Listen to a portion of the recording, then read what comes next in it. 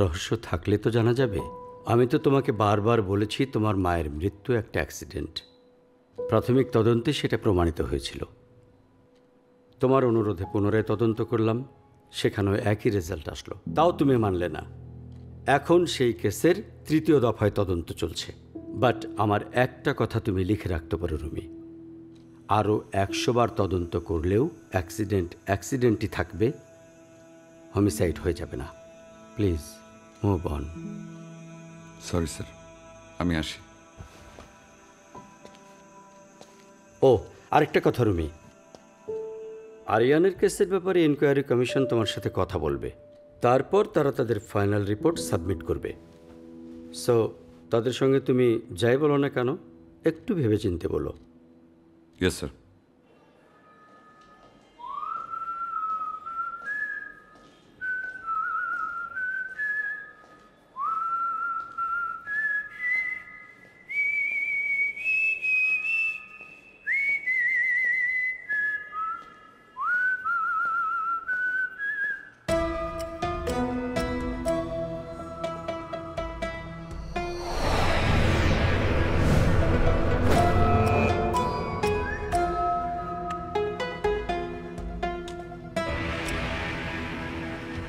ইশরাক যখন নিখোঁজ হলো আপনি কোথায় ছিলেন?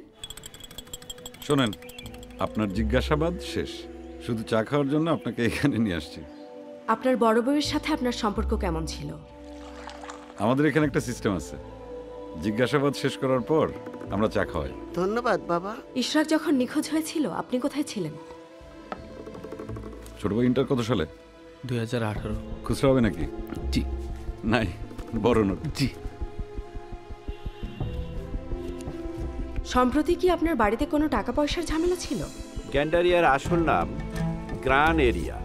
এই সুন্দর নামটারে কি বানিয়ে ফেলাইছে? আঙ্কেল, এই অল্প সময়ের মধ্যে আপনার কাছ থেকে অনেক কিছু জানতে পারলাম।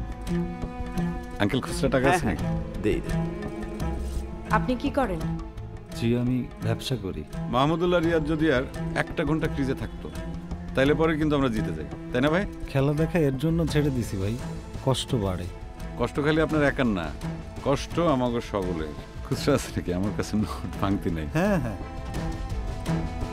কত? 20 টাকা, 20 টাকা, দুইটা চা।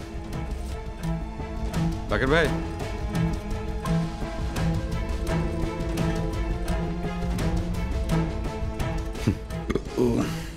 সরি, গ্যাস, চাটা একটু বেশি খাওয়া হয়ে গেছে। স্যার, আমার না খুব জানতে ইচ্ছে করে আপনার এই চায়ের দোকানের ফিলোসফিটা আসলে কি?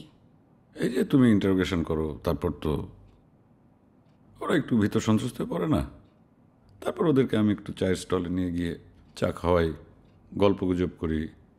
এই গল্পগুজব করলে ওদের হয় কি যে নার্ভটা একটু শিথিল হয়, তখন একজন ক্রিমিনালের ভুল করার সম্ভাবনাটা বাড়ে। কেউ কি তাহলে ভুল করলো? একজন রাইট হ্যান্ডার, সে কি কখনো তার মানি ব্যাগটা পেছনের বাম পকেটে রাখবে? না, সম্ভাবনা খুবই কম। একজন রাইট হ্যান্ডার মানি ব্যাগ তার রাইট পকেটে আর লেফট হ্যান্ডার মানি ব্যাগ তার লেফট পকেটে রাখবে, এটাই ইউনিভার্সাল ট্রুথ। ইয়েস, কিন্তু আমাদের মতিন সাহেবের মেজ ছেলে এই ইউনিভার্সাল ট্রুথকে মিথ্যা প্রমাণ করেছে। সে ডান হাত দিয়ে পেছনের ডান পকেট থেকে মানি ব্যাগ বের করে বাম হাত দিয়ে খুব স্মুথলি পেছনের বাম পকেটে রাখলো। তাহলে তো অ্যাম্বিডেক্সট্রাস। ইয়েস, অ্যাম্বিডেক্সট্রাস, যাদের রাইট হ্যান্ড এবং লেফট হ্যান্ড সমান তালে চলে। আমার বিশ্বাস মুক্তিপণের ওই চিঠিটা মতিন সাহেবের মেজ ছেলের বাম হাতে লেখা।